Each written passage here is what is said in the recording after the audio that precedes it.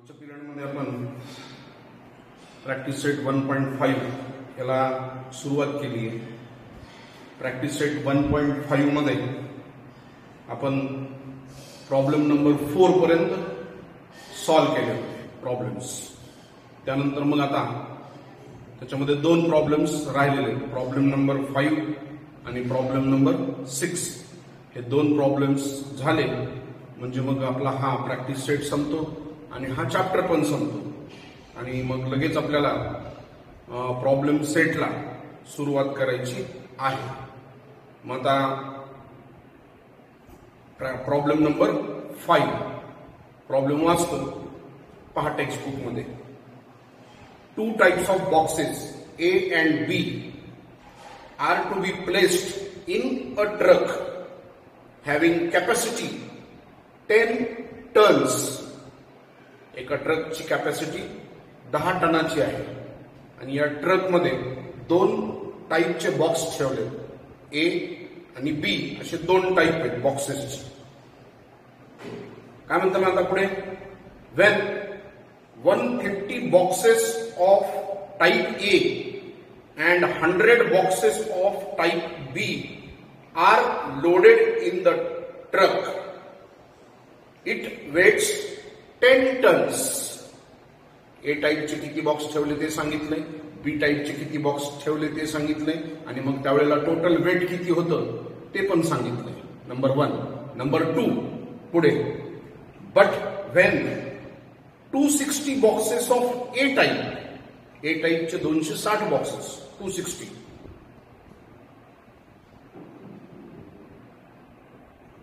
It can still accommodate 40 boxes of B type. त्यावेळेला B टाईपचे किती बॉक्सेस सांगितलंय, 40 boxes, आणि so that it is fully loaded. त्यावेळेस ती ट्रक फुल्ली लोड होते. आता फुल्ली लोडेड याचा मिनिंग तुम्हाला कळायला पाहिजे. Find the weight of each type of box. तर प्रत्येक बॉक्सचं वेट किती हे त्यांनी आपल्याला विचारले. आता प्रत्येक बॉक्सचं वेट तुम्हाला कन्सिडर करावं लागेल. मग समजा ए टाईप बॉक्सचं वेट x टन असं कन्सिडर करू आणि बी टाईप बॉक्सचं वेट y टन असं कन्सिडर करू. म्हणून मग सुरुवातीला let the weight of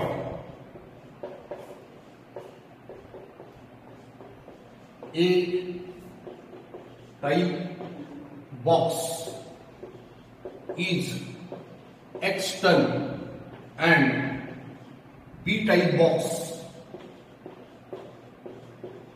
is y ton. दोघांचं वेट आपण कन्सिडर केलं, ए चं x टन आणि बी चं y टन. मग आता first condition, by first condition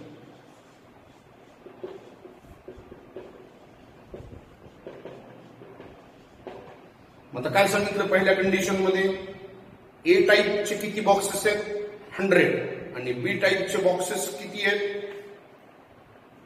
sorry, A type 150 आणि बी टाईप 100. आता एका बॉक्सचं वेट x टन आहे ए टाईपचं. मग टोटल बॉक्सेस किती दिलेले आहेत ए टाईपचे, 150. मग 150 बॉक्सेसचं वेट काय होईल, एका बॉक्सचं 1 box x ton, 150 boxes how much. याच्यानं तुम्हाला 150 बॉक्सेसचं वेट काय मिळेल, मग 150 x टन. मग फर्स्ट कंडिशन काय होईल, 150x प्लस दोन्हीचं मिळून वेट आहे ना. बी टाईपचे बॉक्सेस किती आहेत, 100 बॉक्सेस आहेत, त्याचं वेट काय होईल 100y. आणि त्यावेळेला टोटल वेट हे किती दिलेलं आहे त्यांनी आपल्याला, the total weight is 10 tons is equal to 10. तर हे झालं पहिलं कंडिशन. आता तुम्हाला याच्यामध्ये एक काम करता येतं, याला तुम्हाला रिड्यूस करता येतं. मग ते करायचं का नाही रिड्यूस ते आपण सेकंड इक्वेशन नंतर ठरवू. मग त्याच्यासाठी इथं मी खाली थोडीशी जागा ठेवतो आणि मग रिड्यूस करायचं का नाही ते सेकंड इक्वेशन नंतर आपण पाहू. म्हणून आता आपल्याला काय करावं लागेल, by second condition, by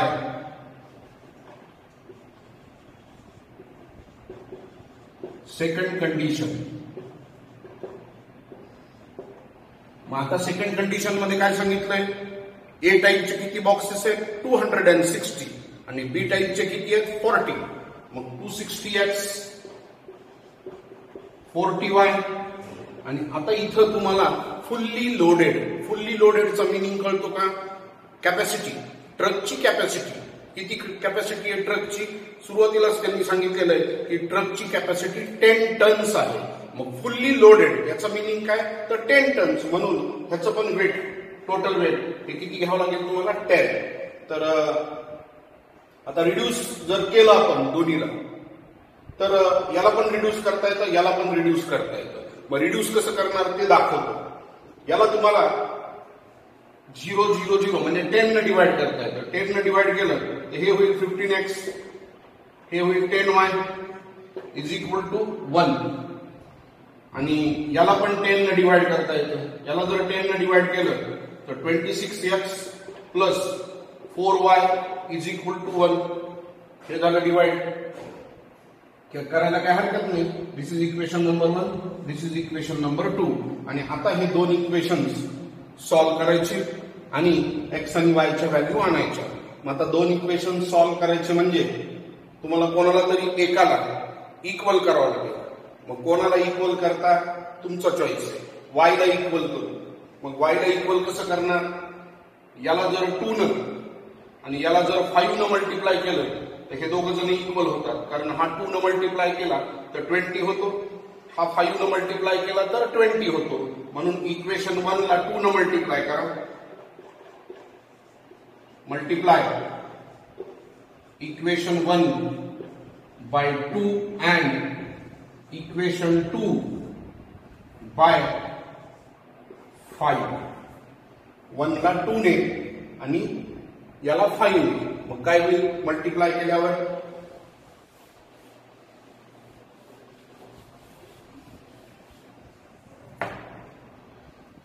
one ला 2 न 30x plus 20y is equal to 2. This is equation number 3. And 2 ला कितीने मल्टिप्लाय करायचंय 5 ने. 26 into 5 130 plus 20y is equal to 5. This is equation number 4. आणि मला वाटतं आता तुम्हाला हे दोन इक्वेशन्स मिळालेले. या दोन इक्वेशन्सचं आपल्याला काय करावं लागेल, सबट्रॅक्शन करावं लागेल. बाय सबट्रॅक्टिंग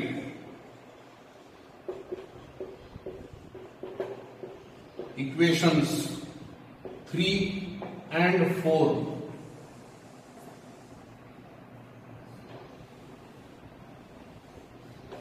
मग काय होईल 30x plus 20y is equal to 2. 130x plus 20y is equal to 5. Minus minus minus minus 100x 20y cancel. 2 minus 5 म्हणजे -3 आला. आणि मग हा 100 तिकडे गेला. x is equal to -3 upon -100. x is equal to 3 upon 100.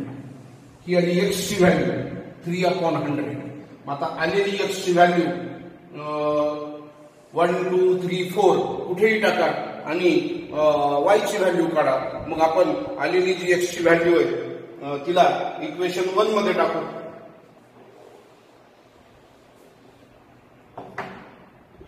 Put x is equal to 3 upon 100 in equation 1. मग equation 1 हा काय होता 15x होता. म्हणून काय होईल 15 into 3 upon 100 plus 2 plus 10y is equal to 1 आणि मग आता 15 into 3 किंवा हे कॅन्सल करता येईल. 5 3 जा 15 आणि खाली 20 9/28 9/20 plus 10y is equal to 1. 5 3 जा 15 20 3 3 जा 9 9/20 मग काय होते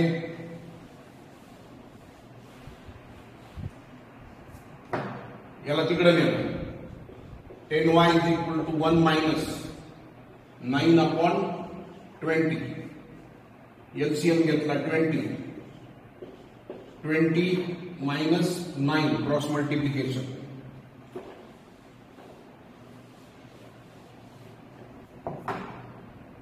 म्हणजे ते आलं 11/20 10y.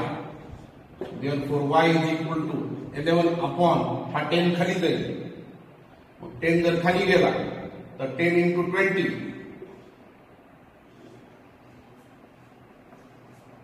200 ही आली y ची व्हॅल्यू. मग आता y मिळाला x मिळाला. मग तुम्हाला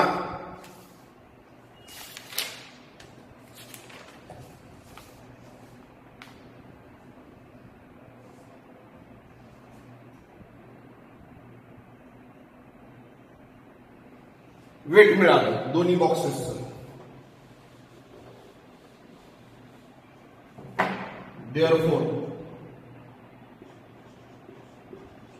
the weight of A type of box is equal to किती आलं 3/100. मग 3/100 टन मध्ये आलेलं याला तुम्हाला किलोग्रॅम मध्ये बदलायचं. मग 3/100 टनला किलोग्रॅम मध्ये बदलायचं. किलोग्रॅम मध्ये जर बदलायचं असेल तुम्हाला तर त्याला 1000 न मल्टिप्लाय करावं लागेल. म्हणून मग याला जर 1000 न मल्टिप्लाय केलं तर 3/100 into 1000 आणि मग 0 0 कॅन्सल झाले म्हणजे ते आलं 30 किलोग्रॅम. हे आलं ए टाईप ऑफ बॉक्सचं वेट. आणि आता बी टाईप ऑफ बॉक्सचं वेट.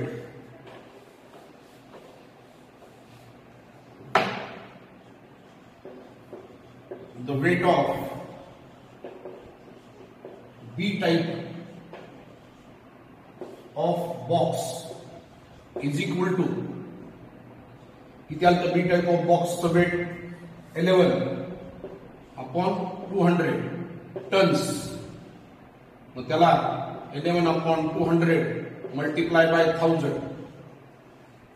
0 0 0 0 कॅन्सल झाले. 2 न 10 ला डिवाइड केलं 5 into 11 55 किलोग्रॅम. तर हा झाला प्रॉब्लेम नंबर 5. तुम्ही सुरुवातीलाच टनला किलोग्रॅम मध्ये जरी कन्वर्ट करून इक्वेशन तयार केले तरीही चालतं. मग त्यावेळेला तुम्हाला कन्सिडर करताना ए टाईप ऑफ बॉक्सचं वेट x किलोग्रॅम आणि बी टाईप ऑफ बॉक्सचं वेट y किलोग्रॅम असं कन्सिडर करावं लागेल. आणि मग तुम्हाला जे टोटल कॅपॅसिटी दिली आहे ट्रकची 10 टन्स त्या 10 टन्सला 1000 न मल्टिप्लाय करून तुम्हाला इक्वेशन द्यावं लागेल. त्यामुळं सुरुवातीपासून किलोग्रॅम मध्ये इक्वेशन देता येतं किंवा मग सरळ टन मध्ये अँसर आणायचं आणि आलेलं टन मधलं अँसर मल्टिप्लाय बाय 1000 करून तुम्हाला किलोग्रॅम मध्ये कन्वर्ट करता येतं. तर हा झाला प्रॉब्लेम नंबर 5. त्यानंतर मग आता problem number 6.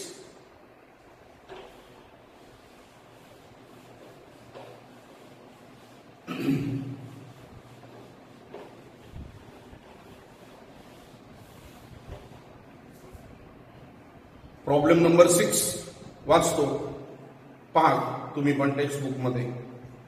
Out of 1900 kilometre total distance आहे. आणि या 1900 किलोमीटर टोटल डिस्टन्स मध्ये काय म्हणतात ते, विशाल travelled some distance by bus, some bye aeroplane. विशालने काय केलं, याच्यातलं काही डिस्टन्स बसनं ट्रॅव्हल केलं आणि राहिलेलं जे डिस्टन्स आहे ते एरोप्लेननं ट्रॅव्हल केलं. म्हणजे दोन त्यानं ऑप्शन तिथं यूज केलेले आहेत, एक बस आणि aeroplane. Bus travels with speed 60 kilometre per hour. बसची स्पीड दिली आहे 60 किलोमीटर पर आवर स्पीड बसची, आणि एरोप्लेनची स्पीड दिलेली आहे 700 किलोमीटर पर आवर. ही एरोप्लेनची स्पीड आहे आणि त्याला टोटल टाइम लागला दोन्हीचा मिळून 5 hours to complete the journey. Find the distance Vishal travelled by bus. तर विशालनं याच्यात बसनं किती डिस्टन्स ट्रॅव्हल केलं ते विचारलेलं आहे. मग विचारताना त्यांनी फक्त तुम्हाला बसनं ट्रॅव्हल केलेलं डिस्टन्स विचारलंय, परंतु कन्सिडर करताना आपल्याला दोन्हीचे कन्सिडर करावं लागेल, बस आणि एरोप्लेन. म्हणून सुरुवातीला तुम्ही काय लिहिणार, let Vishal travelled x kilometre distance by bus and y kilometre distance by aeroplane. बसने x किलोमीटर आणि एरोप्लेनने y किलोमीटर. मग आता टोटल डिस्टन्स किती आहे, total distance is equal to 1900 kilometre आहे टोटल डिस्टन्स. आणि मग तुमचं फर्स्ट इक्वेशन तयार झालं. बसचं डिस्टन्स किती आहे x किलोमीटर, प्लेनचं डिस्टन्स किती आहे y किलोमीटर, दोन्हीचं मिळून टोटल डिस्टन्स किती आहे 1900 kilometre. So the first equation is x plus y is equal to 1900. This is equation number 1. आता तुम्हाला सेकंड इक्वेशन इथं जमलं पाहिजे. टोटल टाइम किती लागलेला आहे त्याला 5 hours. तर हा जो टोटल टाइम आहे याचा यूज तुम्हाला सेकंड इक्वेशन साठी करायचा आहे. मग टाइम इज इक्वल टू, आपल्याला माहिती की time is equal to distance upon speed. या फॉर्म्युल्याचा उपयोग तुम्हाला सेकंड इक्वेशन साठी करायचा आहे. मग काय करावं लागेल तुम्हाला, बसने लागलेला टाइम किती तो सेपरेट काढावा लागेल, प्लेनने लागलेला टाइम किती तो सेपरेट काढावा लागेल, दोन्हीचा लागलेला टायमिंग त्याचं ऍडिशन आपल्याला किती घ्यावं लागेल 5 hours. मग बसनं लागलेला टाइम कसा काढणार, मग time required by bus to travel x kilometre distance is equal to distance upon speed. Distance किती आहे x आहे आणि बसची स्पीड दिली आहे प्रॉब्लेम मध्ये. बसची स्पीड किती दिलेली आहे आपल्याला प्रॉब्लेम मध्ये 60 किलोमीटर पर आवर. म्हणून x अपॉन 60 hours हा लागला टाइम कशाचा, बसचा. हा फॉर्म्युला तुम्ही याच्या समोर तुम्हाला पाहिजे असेल तर लिहून घ्या. टाइम इज इक्वल टू याच्या समोर लिहा पुढे ब्रॅकेटमध्ये, time is equal to distance upon speed. आता हा झाला बसचा टाइम. असाच टाइम एरोप्लेनचा काढायचा. And time required by aeroplane to travel y kilometre distance is equal to y upon 700 hours. तर हे झाले दोन्ही टायमिंग x आणि y ला कन्सिडर करून. आणि आता टोटल टाइम किती दिलेला आहे 5 hours. म्हणून मग खाली total time is equal to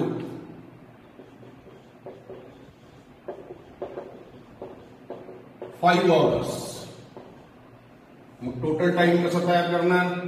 Therefore x upon 60 plus y upon 700 is equal to 5. हे आलं सेकंड इक्वेशन. पण हे जे सेकंड इक्वेशन आहे याला आपल्याला स्टँडर्ड फॉर्म मध्ये आणून घ्यावं लागेल. मग आता याला स्टँडर्ड फॉर्म मध्ये आणणार कसं? तर स्टँडर्ड फॉर्म मध्ये जर त्याला आणायचं असेल तर तुम्हाला डिनॉमिनेटरचा 60 आणि 700 हे दोघंही काढून टाकावे लागतील. मग डिनॉमिनेटरचा 60 आणि 700 काढायचा तर मल्टिप्लाय कशानं करायचं ते तुमच्या लक्षात यायला पाहिजे. तर सुरुवातीला तुम्ही एक करू शकता की याला आपण जर 10 न मल्टिप्लाय केलं, 10 न जर मल्टिप्लाय केलं तर ते होईल x अपॉन 6. कारण 10 न मल्टिप्लाय केलं तर 0 0 कॅन्सल होईल. म्हणून x अपॉन 6 येईल प्लस इथे येईल y अपॉन 70 आणि इकडे 10 न मल्टिप्लाय केलं तर ते येईल 50. आता अजून 70 आणि 6 हा तुम्हाला काढून टाकायचा आहे. मग आता 70 आणि 6 काढायचा तर मल्टिप्लाय कशाने करायचं? तर 6 आणि 70 या दोघांचा एलसीएम तुम्हाला त्या ठिकाणी पाहावं लागेल काय आहे ते. तर 6 आणि 70 याचा एलसीएम पाहून तुम्हाला त्याला मल्टिप्लाय करून घ्यावं लागेल. मग 6 आणि 70चं एलसीएम काय आहे ते पाहून जर तुमच्या एलसीएम लक्षात येतच नसेल तर सरळ 6 आणि 7चं मल्टिप्लिकेशन करायचं. 6 आणि 7चं मल्टिप्लिकेशन येतं 42 आणि वरचा हा 0 म्हणजे सरळ 420 न याला मल्टिप्लाय करून घ्या म्हणजे तुमचं हे इक्वेशन स्टँडर्ड फॉर्म मध्ये जाईल. म्हणून पुन्हा परत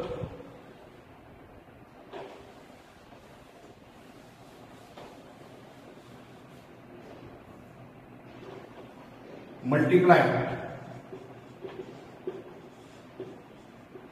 the equation by 420. आता 420 हा एलसीएम नाहीये. मी तुम्हाला फक्त एक ऑप्शन सांगितलाय त्याला रिड्यूस करण्यासाठी स्टँडर्ड फॉर्म मध्ये आणण्यासाठी. मग 420 ने जर मल्टिप्लाय केलं तर 6 7 ला म्हणजे 70 येतं. इथं 70x प्लस याला जर मल्टिप्लाय केलं 420 ना 0 0 कॅन्सल किती येईल? 6 येईल. 6y आणि याला जर 420 ने मल्टिप्लाय केलं तर 420 मल्टिप्लाय बाय 50 5 टू द 10 21 हे आलं इक्वेशन. याला तुम्हाला अजून म्हणजे ऍक्च्युली 420च्या ऐवजी इथं 210 न जर मल्टिप्लाय केलं असतं आपण तरीही चाललं असतं. कारण 6 आणि 70चं एलसीएम 210 आहे. मग 210 न जर मल्टिप्लाय केलं असतं तर डायरेक्ट तुम्हाला हे अजून रिड्यूस होऊन मिळालं असतं. ठीक आहे, असं जरी ठेवलं तरी काय हरकत नाही. याला नंबर 2 द्या. आणि आता पहिले इक्वेशन होतं आपलं x plus y is equal to 1900 आणि हे सेकंड इक्वेशन आहे. मग आता फर्स्ट आणि सेकंड दोन्ही इक्वेशन्स तुमच्या समोर आहेत. तुम्हाला स्पीड कोणाची विचारली या प्रॉब्लेम मध्ये? फक्त बसची स्पीड विचारलेली आहे. बसची स्पीड आपण काय कन्सिडर केलेली आहे? x kilometre per hour. मग तुम्ही इथं y ला जर डायरेक्ट एलिमिनेट केलं तर तुम्हाला बसची स्पीड मिळून जाते. म्हणजे तुम्ही एरोप्लेनची स्पीड काढत बसण्याची गरज नाही. म्हणून आपण काय करू? y ला एलिमिनेट करू. आणि y ला एलिमिनेट करण्यासाठी इक्वेशन 1 ला मला 6 न मल्टिप्लाय करावं लागेल. Multiply equation 1 by 6. मग 6 न 1 ला मल्टिप्लाय केलं तर 6x plus 6y is equal to 0 0 54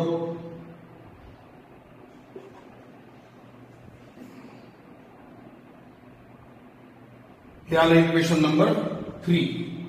आणि आता 2 आणि 3 सबट्रॅक्शन करा. By subtracting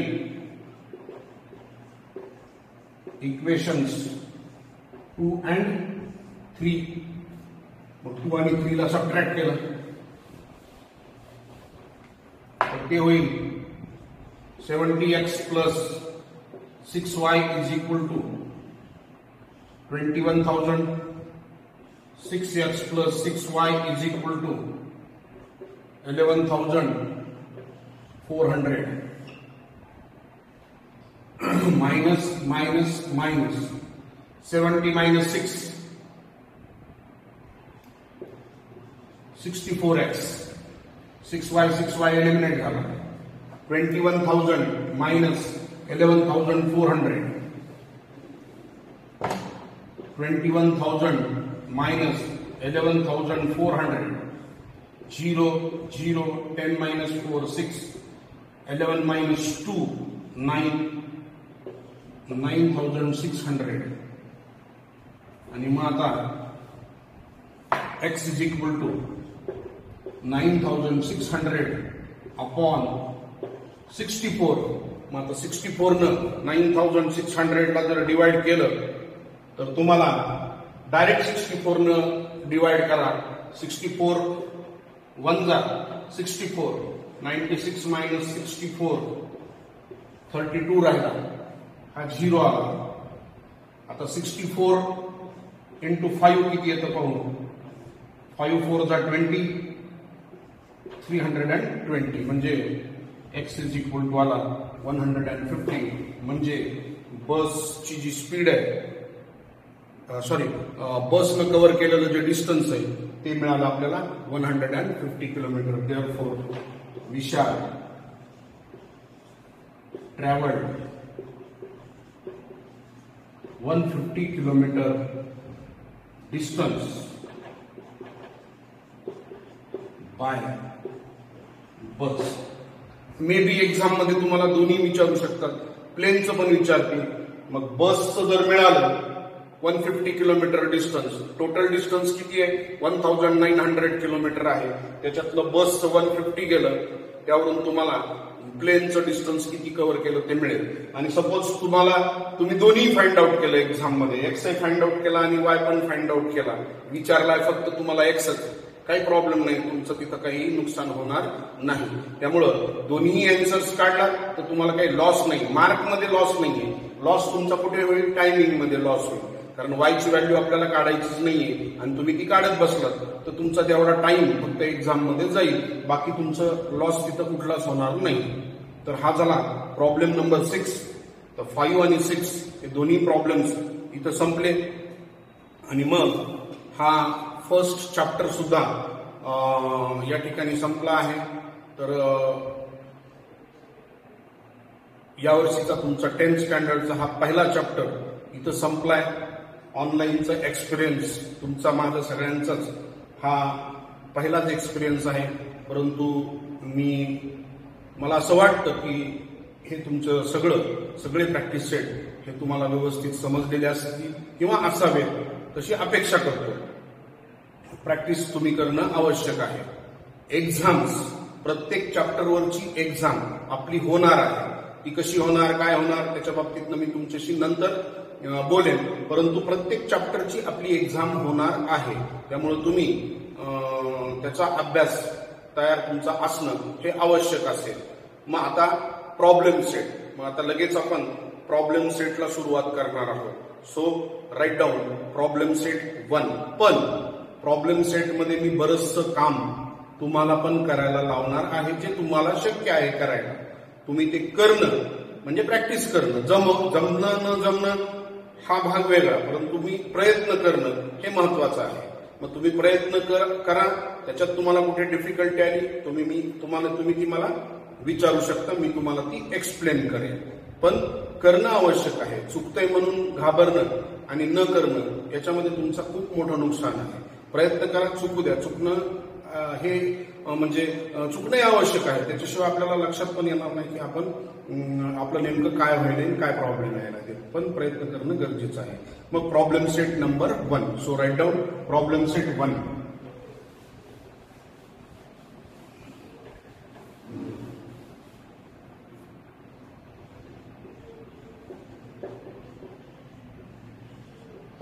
problem set 1. मग आता प्रॉब्लेम सेट 1 मध्ये पहिला जो क्वेश्चन आहे तो आहे एमसीक्यूचा क्वेश्चन. पहिल्या ह्याच्यात तुम्हाला एमसीक्यू दिलेले फक्त ते एमसीक्यू जे आहेत त्यांचे आन्सर्स काय आहेत ते मी सांगतो. पहा काय म्हणते नंबर 1 मध्ये, for drawing the graph of 4x plus 5y is equal to 19 if x is equal to 1 then what is the value of y. x ची व्हॅल्यू 1 टाकायची. 4 into 1 plus 5y is equal to 19. 4 plus 5y is equal to 19. 5y is equal to 19 minus 4. 5y is equal to 15. So y is equal to 15 upon 5. Y is equal to 3. तर हे झाला पहिला MCQ. म्हणजे तुमचा option कोणता बसेल त्या ठिकाणी, ऑप्शन बी बसेल. आता हे तुम्ही एक्झाम मध्ये लिहिणं आवश्यक नाही. डायरेक्ट ओरली कॅल्क्युलेशन करून जर तुम्हाला आन्सर लक्षात आलं तर तुम्हाला फक्त एक्झाम मध्ये ऑप्शन कोणता आहे ते लिहायचं आहे. तुम्ही एक्झाम मध्ये नंबर 1 बी असं लिहिलं तरी चालतं, नो प्रॉब्लेम. तर पहिल्याचा ऑप्शन काय आहे, बी.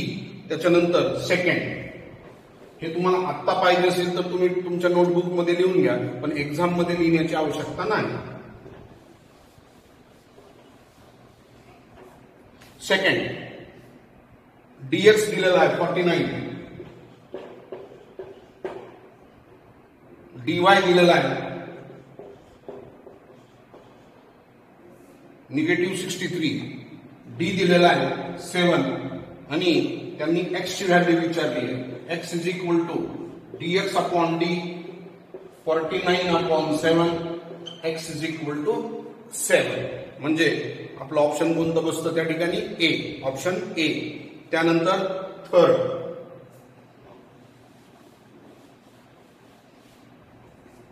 थर्ड मध्ये डिटर्मिनंट दिलेला आहे 5 -7 3 -4 आणि या डिटर्मिनंटची व्हॅल्यू काय आहे ते तुम्हाला विचारले. मग काय होईल, 5 into -4 -3 into -7. 5 into -4 -20 प्लस 21 म्हणजे व्हॅल्यू आली 1. म्हणजे तुमचं त्या ठिकाणी ऑप्शन कोणतं बसेल, ऑप्शन डी. हा झाला थर्ड. त्याच्यानंतर फोर्थ, काय म्हणते फोर्थ मध्ये, what is the value of D for solving simultaneous equations. तुम्हाला इक्वेशन दिले आणि डी ची व्हॅल्यू विचारली. काय दिलं, फर्स्ट इक्वेशन